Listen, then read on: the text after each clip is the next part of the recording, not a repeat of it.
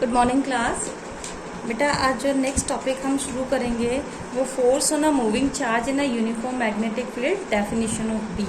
B for magnetic intensity कह दो, magnetic field कह दो, या मैग्नेटिक इंडक्शन कह दो, कुछ भी कह सकते हैं। ठीक है, इसकी डेफिनेशन। और यही हमारा लॉरेंस फोर्स भी होता है, थोड़ा बहुत चेंज होता है, वरना सेम ऐसे ही हमारा लॉरेंस फोर्स भी होता है। ठीक है, तो चलिए हम इसे शुरू करते हैं। इसमें क्या है कि जो इसकी डेफिनेशन दी गई है उसमें क्या है कि हमारा कोई भी एक चार्ज है, कैसा चार्ज है? Positive charge. ठीक है, वो मान लेते हैं कि हमारा यदि मैग्नेटिक फील्ड में पॉइंट P से v वेलोसिटी से चल रहा है, तो इसके ऊपर ये देखिए, ये इसका क्या है? ये इसका मैग्नेटिक फील्ड है, और ये किसी भी वेलोसिटी से इस मैग्नेटिक फील्ड में चल रहा है, तो इसके ऊपर एक फोर्स लगता है, और वो फोर्स जो होता है हमारा F is equal to QV.B के बराबर होता है। ठीक है, कि इस पार्टिकल, कोई भी एक पार्टिकल है, पॉजिटिव चार्ज है, वो हमारा v वेलोसिटी से इस मैग्नेटिक फील्ड में मूव कर रहा है, चल रहा है, तो ये जो है, ये चार्ज जो है, ये एक फोर्स फील करेगा, और वो फोर्स कितना होगा? F is equal to QV cross B के। इसमें आप इसको इस तरीके से भी समझ सकते हैं कि जो हमारा फोर्स है, कि फोर्स जो है डायरेक्टली प्रोपोर्शनल होगा Q के, यानी कि पॉजिटिव चार्ज के। इसका मतलब क्या हुआ कि जितना ज़्यादा हमारा चार्ज होगा मैग्नेटिक फील्ड में, जब Q चार्ज को लाते हैं, तो जितना ज़्यादा हमारा चार्ज होगा उतनी ज़्यादा हमारी फोर्स होगी। जितना ज़्यादा हमारा मैग्नेटिक फील्ड होगा उतना ही ज़्यादा हमारा फोर्स होगा। तीसरी कंडीशन कि जितनी ज़्यादा वेलोसिटी होगी उतना ही ज़्यादा फोर्स होगा। ठीक है, इसमें जो हम वेलोसिटी कंसिडर करेंगे वो परपेंडिकुलर करेंगे। ठीक है, अब ये जो है, ये मैंने एक डायग्राम से समझाया था कि मान लेते हैं कोई भी हमारा पॉजिटिव चार्ज इलेक्ट्रिक फील्ड में आ रहा है, और वो इस तरीके से थीटा एंगल बनाता हुआ चल रहा है, तो इसको जब हम इसके कंपोनेंट में डिवाइड करेंगे तो ये हो जाएगा v cos थीटा और ये हो जाएगा v sin थीटा।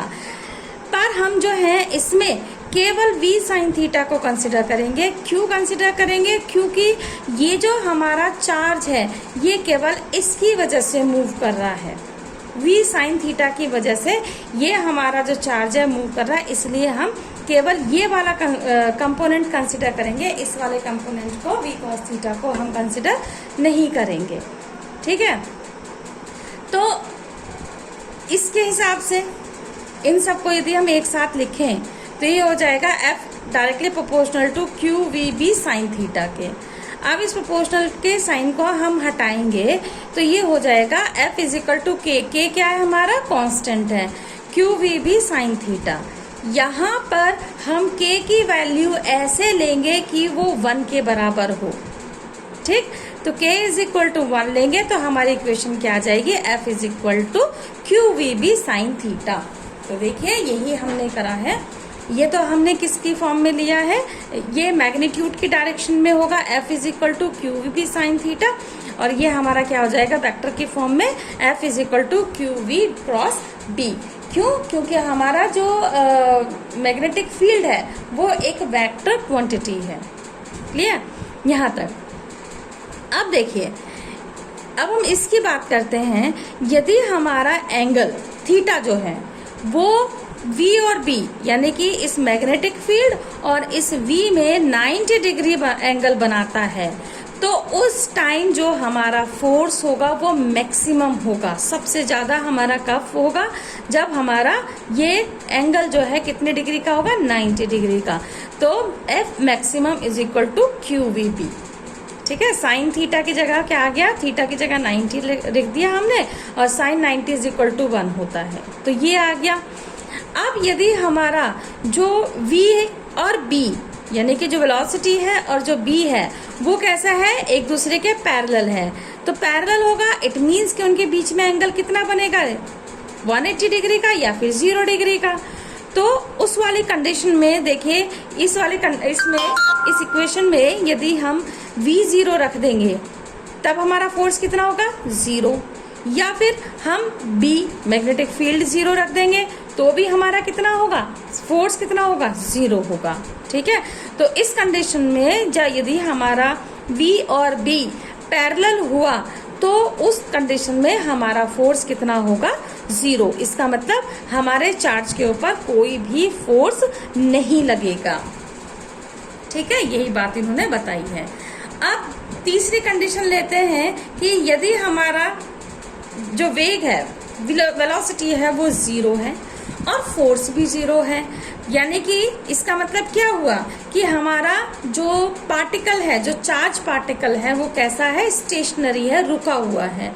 और जब हमारा चार्ज पार्टिकल रुका हुआ होगा उस कंडीशन में भी हमारा जो फोर्स होगा वो कितना होगा, 0 होगा। ठीक है, तो ये इन्होंने यहाँ पे बता रखा है। अब इसकी यूनिट देख लेते हैं। जो मैग्नेटिक फील्ड की यूनिट होती है वो होती है टेस्ला।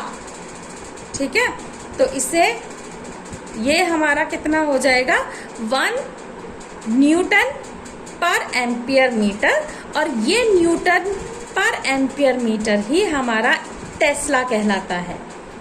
ठीक, और एक टेस्ला किसके बराबर हुआ कि यदि हम चार्ज कितना ले लें, 1 कूलाम ले लें, यदि हम 1 कूलाम चार्ज ले लें और इसकी वेलोसिटी हम 1 मीटर पर सेकंड ले लें, ठीक है, तो perpendicular to a uniform magnet, और कैसा होना चाहिए, मैग्नेटिक फील्ड के परपेंडिकुलर होना चाहिए।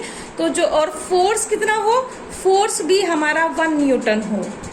फिर से बताती हूँ कि यदि हमारा चार्ज 1 कूलाम हो, इसका जो वेलोसिटी है वो कैसा हो, हमारा